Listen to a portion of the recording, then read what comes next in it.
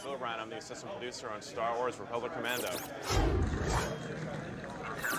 Star Wars Republic Commando, it's a squad-based first-person shooter that features our innovative one-touch squad control system, which ultimately makes the squad the player's ultimate weapon. Now, like most FPSs, we're going to have a ton of great, unique Star Wars weapons we're going to give players, blaster rifles, rocket launchers, but ultimately the squad will be the player's ultimate weapon in their arsenal.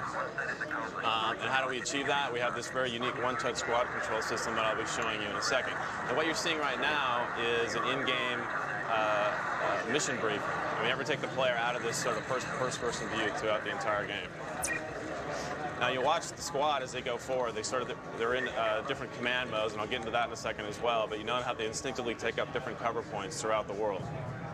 Now the one-touch squad basically, as I point the reticle at a particular area, you'll see that these holographic images come up to give the player sort of a contextual reference point in the world to show them what the squad would do.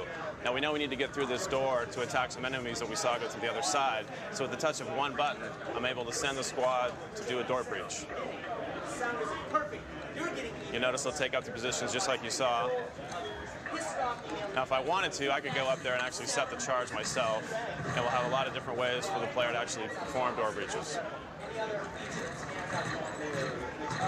The squad will instinctively attack any enemies they encounter on the other side. Now in this demo, we're actually on the planet Geonosis, which Episode 2 fans will remember from the movie. But we're going to have 7 unique different environments and 15 different missions.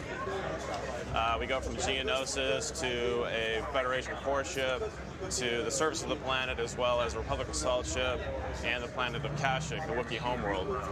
But you notice as I move forward, I have the squad in a search and destroy, which is like sort of an aggressive posture. They will instinctively, as they feel me coming up from behind them, continue to move forward and through the environment. This is another example of the one-touch squad. I can see across the way that I've got some enemies on a bridge, so I take out my sniper attachment. But I don't want to snipe these guys by myself, so I'm going to actually have one of my commandos perform a snipe maneuver. And you see the rest of the squad will instinctively react as the enemies come across.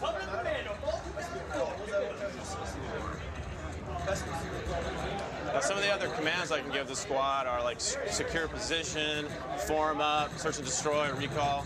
All these are just done by holding down one button on the controller. Very simple control scheme.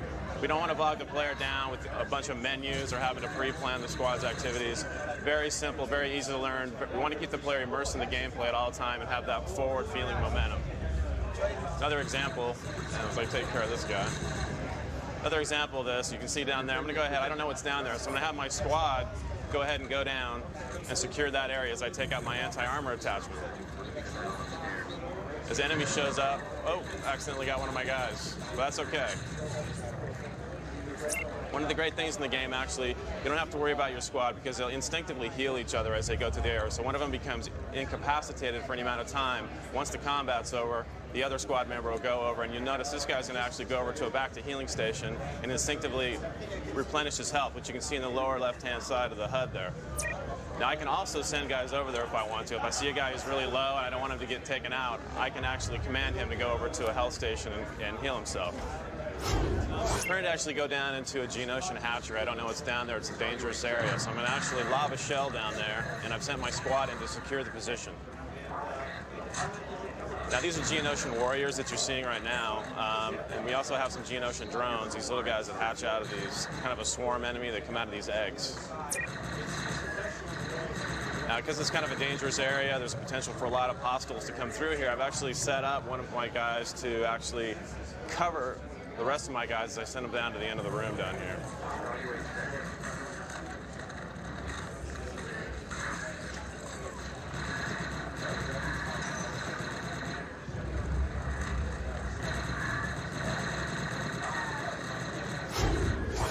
Now, as I move into this next area, other enemies that we're going to have are Federation separatist droids, like battle droids, super battle droids, droidicas, advanced spider droids.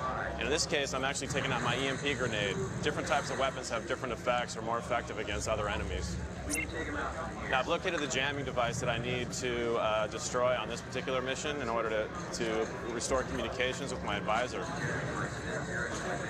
So So I'm going to throw some EMP grenades out there to kind of clear the path. Have my guys secure position.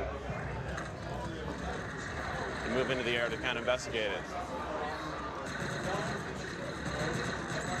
Now you can see I got a lot of Geonosian warriors coming after me from all different directions. My squad's taking them out. Whoa.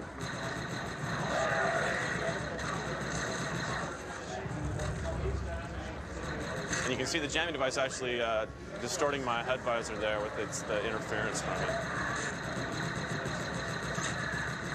We're also going to have multiplayer for both Xbox and PC with a 2 to 4 player split screen on Xbox. Deathmatch, team deathmatch, capture the flag. Now in this case, I need to get up and you can see my objective in the top of the HUD there says disable jamming device. So I've set 2 guys to cover me. I'm going to have the third guy, the third commando, go up and disable that. Now if I wanted to, I could go up there and disable it myself, but I'm going to provide cover as you watch my commando move across. And you can see that, again, there's a contextual hologram there that shows the player what's going on.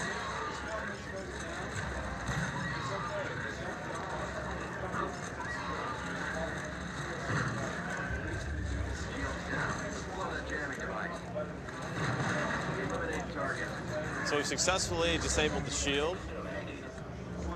I'm going to recall my squad and head back over to the jamming device so I can destroy it now.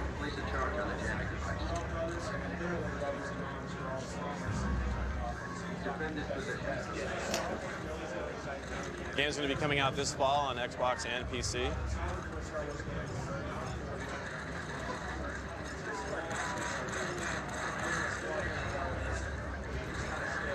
And we will be featuring some unique Episode 3 characters that kind of tie into the Episode 3 movie.